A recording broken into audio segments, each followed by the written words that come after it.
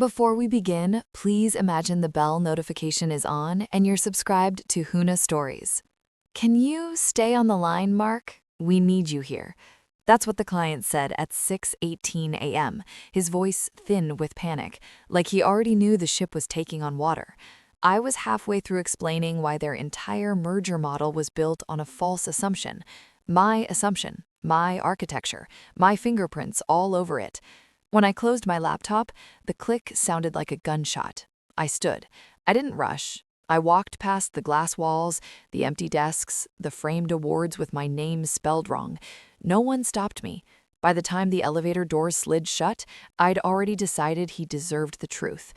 I met Daniel when he still said "sir" after every sentence, fresh out of grad school, nervous hands, good eyes. He reminded me of myself before I learned what ambition really tastes like. I taught him everything: how to see patterns in financial chaos, how to make a CEO trust you without realizing it, how to fix a billion-dollar mistake in the dark and let someone else take the credit. For 11 years, he sat next to me. Late nights, empty offices, shared takeout. He watched me bleed into spreadsheets and risk models while the directors upstairs got the applause. I told him, this place will never reward loyalty, only leverage. He nodded. He listened. He learned. That was my mistake. The first sign was small. They stopped CCing me on strategy emails. Daniel's looped in. They said, "You don't need to worry." Then my access to the forecasting server was temporarily restricted. Then the private meetings began happening without me. I didn't panic. I observed who got copied, who didn't, who suddenly avoided eye contact. Daniel started dressing like he had a reason to. New suits, confident posture. He'd lean back in meetings and say things I'd taught him years ago, but now they sounded like his ideas. I let it happen because the truth has a way of walking itself into the light. The evidence came on a Tuesday night. I was alone in the office, the only light left on in the building. I opened the archived HR portal, the one they forgot I still had clearance for. Promotion file. Director of Strategic Analytics, Daniel Hayes, approved last week. Salary increase, $120,000. My file sat right below it. Retention incentive, $15,000. There was a comment attached. Mark's mentorship is invaluable. He stabilizes the team. Not suited for leadership at this time. I stared at that line for a long time. They'd taken 11 years of my mind and turned it into a thank you note. I didn't feel anger. I felt clarity. I started planning the same night. No drama, no shouting, no emails. I studied every project I'd ever led, every assumption Daniel had copied, every model that still depended on me for validation.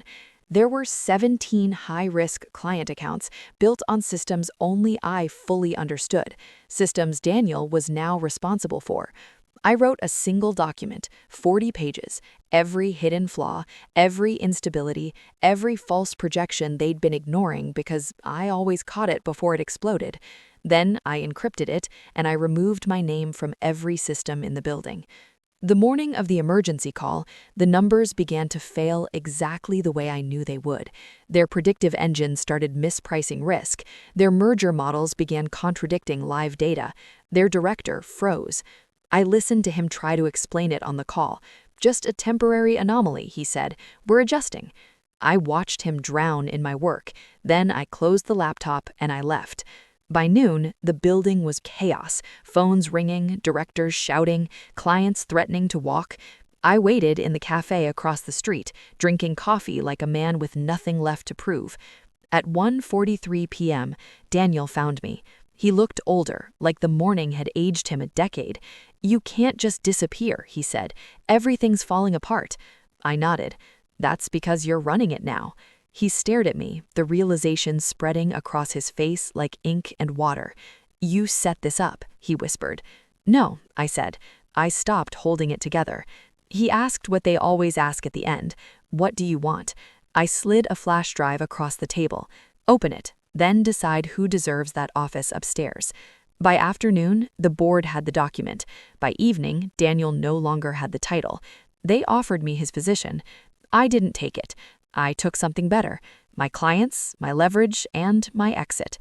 I left that building for the last time with a quiet smile and a clean conscience, because loyalty is only valuable until the day you realized it was never mutual. And that morning at 6:18 a.m., I finally remembered who I was. Thanks for watching. If this story moved you, don't forget to like and subscribe for more.